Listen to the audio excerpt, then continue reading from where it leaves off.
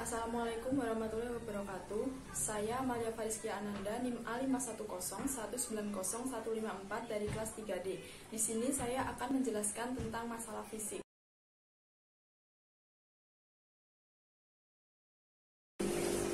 Masalah fisik yang akan saya jelaskan yaitu obesitas. Obesitas adalah kondisi kronis akibat penumpukan lemak di dalam tubuh yang sangat tinggi.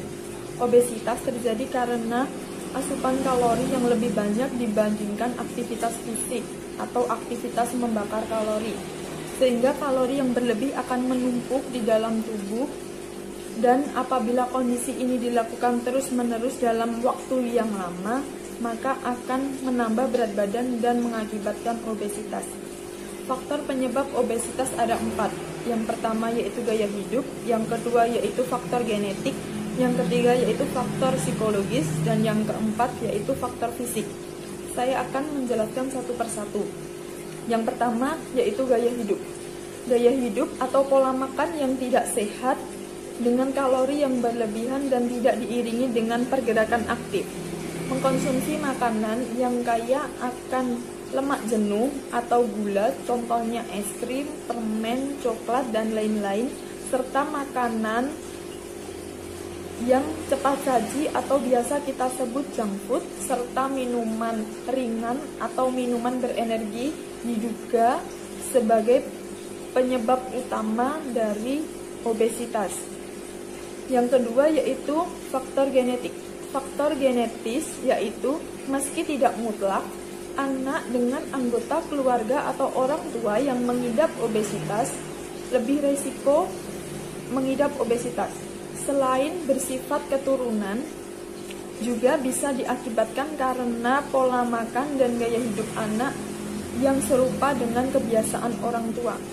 Yang ketiga yaitu faktor psikologis. Obesitas kadang-kadang dialami oleh anak atau remaja yang menjadikan makanan sebagai pelarian atau pelampiasan dari rasa frustasi atau stres ketika mereka pusing dengan pelajaran, mereka bosan, pusing dengan masalah yang sedang dihadapi, dan bentuk emosional lainnya.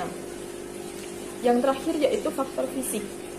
Faktor fisik yaitu pola aktivitas yang minim turut berperan dalam peningkatan resiko obesitas atau kegemukan pada anak.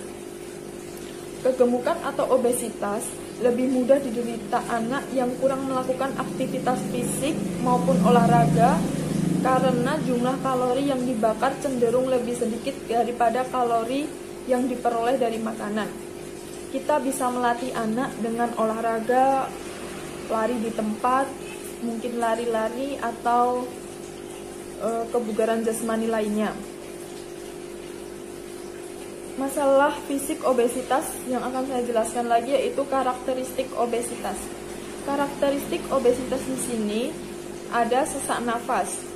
Orang gemuk terlihat memiliki penumpukan lemak di leher.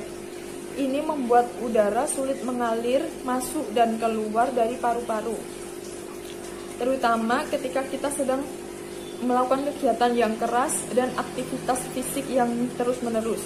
Ini adalah kondisi yang sangat serius dan menimbulkan banyak masalah lain. Yang kedua yaitu nyeri punggung. Ini adalah salah satu tanda obesitas. Struktur kerangka manusia yang sedemikian rupa sehingga dimaksudkan untuk mengambil sejumlah berat tertentu. Ketika punggung mengalami tekanan yang lebih berat atau yang lebih besar, maka punggung terasa nyeri. Yang ketiga yaitu mendengkur. Mendengkur adalah masalah kesehatan yang serius, dan secara medis mendengkur bukanlah sesuatu yang harus dikhawatirkan. Namun, faktanya, orang yang obesitas umumnya tidur mendengkur lebih banyak daripada orang yang berat badannya sehat atau normal. Peningkatan berat badan secara tiba-tiba dapat menghasilkan resiko apnea, tidur obstruktif. Ini karena peningkatan massa di sekitar leher, sehingga akibatnya orang yang cenderung mendengkur lebih keras. Yang ketujuh yaitu periode yang tidak teratur.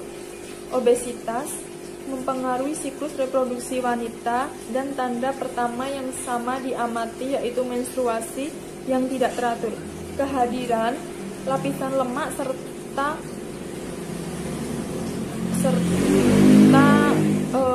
gangguan di dalam tubuh.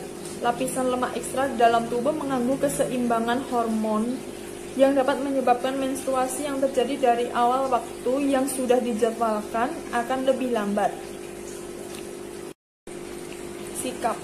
Sikap yang pertama akan saya jelaskan yaitu sikap guru jika memiliki anak yang mengalami obesitas. Di sini guru memiliki peran besar terhadap perilaku siswa di sekolah. Yang guru lakukan yang pertama yaitu memberikan pendidikan tentang gizi, yaitu tentang makanan sehat yang bergizi, kemudian melakukan pengawasan terhadap konsumsi makanan atau jajan siswa di sekolah dasar selama sekolah. Yang kedua yaitu melakukan pengawasan terhadap jajanan di sekolah.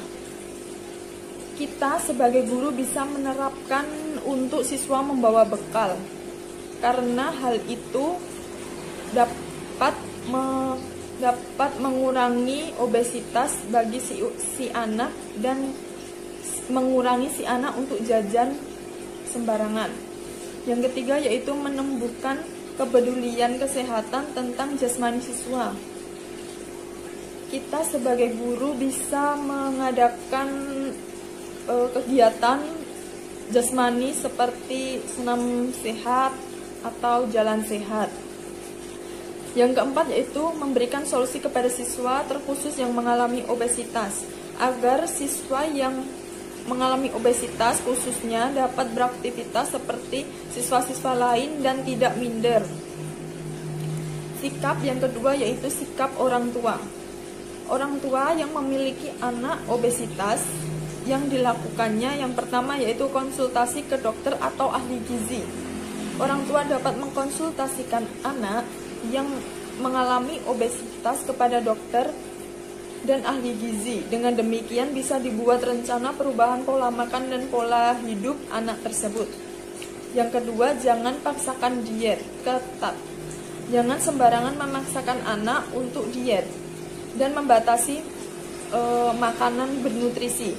Hal ini justru malah membuat anak kekurangan gizi dan pertumbuhan anak terhambat, apalagi anak tersebut masih dalam tahap pertumbuhan. Bantu anak untuk mengatur pola makan dengan menghindari makanan yang tinggi gula dan makanan yang mengandung lemak jenuh. Sediakan asupan makanan yang sehat seperti buah, sayur, telur, kacang-kacangan, serta makanan yang tinggi protein. Yang ketiga yaitu mengatur pola makan. Menerapkan pola makan yang sehat dan kaya gizi seperti sayur, buah, dan biji-bijian yang utuh dapat divariasikan setiap hari. Menerapkan kebiasaan minum air putih yang selalu diberikan dan dijadwalkan, yaitu pada makan besar, dan memberikan cemilan yang sehat, mengkonsumsi protein, rendah lemak, dan berbagai macam sumber. Jika si anak tersebut mengkonsumsi susu, maka berikan susu yang rendah lemak, susu yang rendah atau bebas lemak. Sikap teman jika memiliki teman obesitas atau sahabat yang obesitas. Yang pertama yaitu mendukung teman. Yang kedua yaitu ikut membantu menjaga pola makan. Yang ketiga yaitu tidak jajan sembarangan. Yang keempat, jangan memaksa teman diet. Jangan membuli atau mengolok-olok teman yang mengalami obesitas, karena itu akan menyakiti hati teman yang mengalami obesitas. Kita sebagai teman harus mendukungnya, memberi motivasinya, dan ikut menjaga makannya, tidak ikut jajan sembarangan. Sekian penjelasan dari saya. Wassalamualaikum warahmatullahi wabarakatuh.